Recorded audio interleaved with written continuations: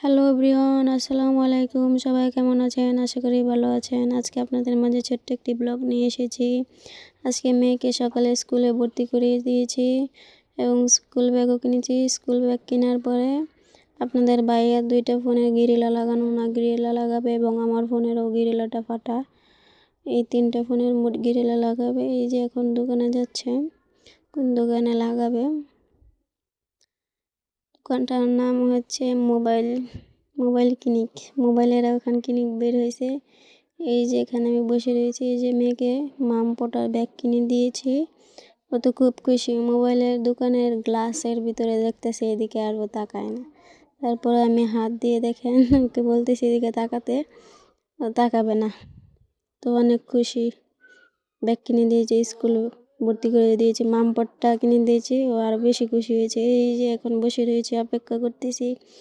এই যে দেখেন মোবাইল ক্লিনিক, মোবাইলেরও ক্লিনিক আছে মানুষের মতো, মানুষের যেরকম ক্লিনিক আছে।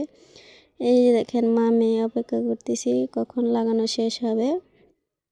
তারপর এই যে একটা লাগানো শেষ হয়ে গিয়েছে আপনার ভাইয়ের।